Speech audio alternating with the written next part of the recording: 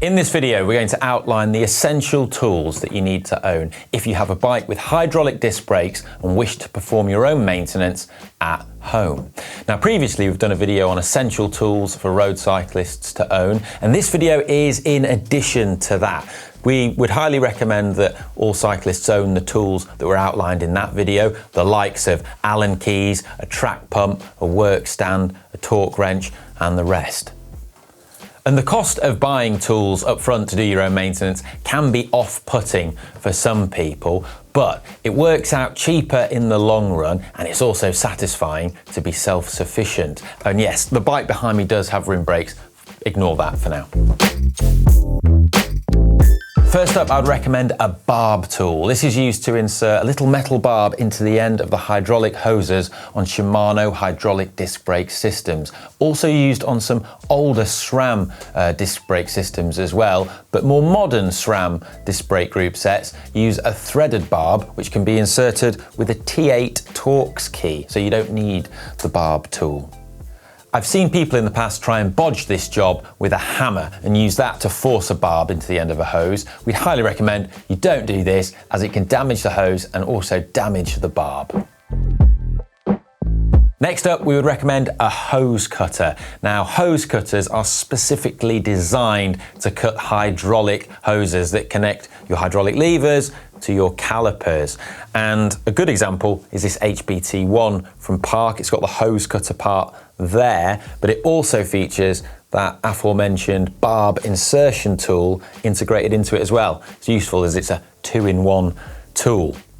If you're installing new hoses, you'll want to cut them to the correct length, and you can use standard cable cutters to do this, but they do have a habit of mashing the hose or line, and therefore we would recommend a dedicated cable cutter or line cutter, as this is much better for the job. A bleed kit. Now, these are brand dependent, so make sure you get the requisite one, whether it's Shimano, SRAM or Campagnolo, depending on your brand of disc brakes. And also make sure that you get some mineral oil or hydraulic fluid that goes in your system as well. These are also brand dependent. The relative viscosity of them is slightly different. A lock ring tool.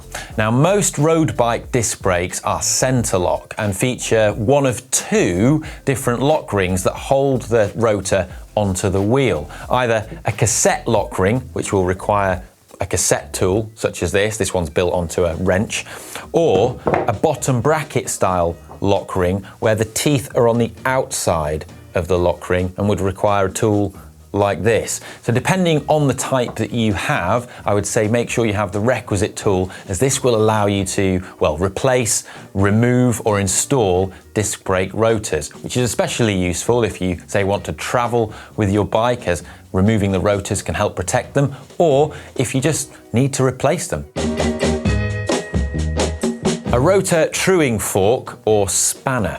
Now, disc brake rotors can become bent if they're knocked, and this is used to bend them back into place so that they're straight again. If a rotor does become bent, then it can rub against the caliper on the brake pads on the inside, and trust me, this is the most annoying thing in the world. It usually happens when they're knocked in transit, so be especially careful when traveling with your bike, whether that's in a car or inside a bike bag. Now, without doubt, the best tool for the job is a dedicated truing fork like this. They're inexpensive, but if you don't have one to hand, you can use an adjustable spanner, and that will work as well. Spanners. These have a number of uses in the installation and maintenance of hydraulic disc brakes, and Park Tool makes this one, which is a specific flare nut wrench, 8 and 10mm either end, which is used to adjust the compression nut on the hydraulic line as it enters the caliper. This makes that job easier and eliminates risk of damaging that compression nut. But if you only have room for one spanner in your life, then you can potentially use a small adjustable spanner such as this for a variety of different uses. But as is often the case, the dedicated tool often performs better at its job than the sort of general purpose adjustable tool. Flathead screwdriver. These are really useful tools. They have many all-round uses, and if you own a multi-tool, it probably has a flathead attachment on it which you might be able to use, in which case you may not feel the need to actually get a dedicated one, but as I say, they are such a useful tool, why not? And using a dedicated flathead screwdriver, as we mentioned before, is always going to be easier than using one that's attached on a multi-tool. On disc brakes, they're specifically used to remove the threaded pin that holds the brake pads in place, and they can also be useful for, especially a smaller one, for prying out the little safety clips that hold on the brake pads too.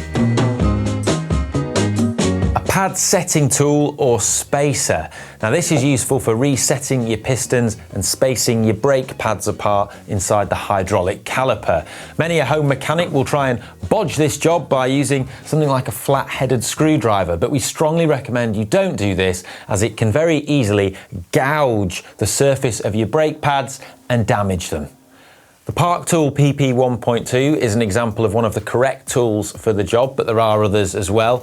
And you can also use plastic pad spacers. These are useful for traveling with your bike as well. You can simply insert them into the pad when the wheel is removed, and this will stop the calipers from closing when the bike is in transit if the brake lever is accidentally depressed. Disc brake cleaner. Now, to prolong the life of your pads and rotors, eliminate brake squeal and maintain good performance of your disc brakes in general, we'd recommend cleaning them with a dedicated disc brake cleaner such as this. The main application for disc brake cleaners is cleaning the metallic braking surfaces, so primarily your rotors, and they're used to remove oils, fats, resins, tar, dust, just general grease and grime. Non-specific products can leave behind residue on the braking surfaces, which can then contaminate them. Now, to use a product like this, it's dead easy. Simply spray it on your rotors and then rub it off with a rag or cloth. So those are the main tools that we'd recommend, but in addition, I've got some bonus tools for you. Firstly, short head Allen keys. You can use normal Allen keys, but some of the bolts, particularly the ones that are used to attach the calipers to the frame on disc brake bikes, can be a real fiddle to access. And this job is made much easier by short head Allen keys such as this. They're designed exactly for this kind of purpose. Other bonus tools include some GCN Artisan Colonna and Smalls coffee available in the GCN shop. Why? Because all maintenance jobs are better with a brew. Fact. And some nitrile gloves as well. These can be useful at keeping braking fluid and mineral oil off your hands. It's not that nice. And finally, a selection of spares. I'm talking hoses, fluid, olives, barbs, brake pads, all that sort of stuff. Most cyclists seem to find that they need to replace one or more of these parts the night before a big race or event, and that just causes undue stress. So make sure you're prepared. So there you have it. I hope you found this video useful and informative. And if you have and would like to support the channel and what we do, then just give us a big thumbs up. It's much appreciated. And let us know in the comments any additional tools that you like to use for hydraulic disc brake maintenance. And I'll see you in the next vid. Bye.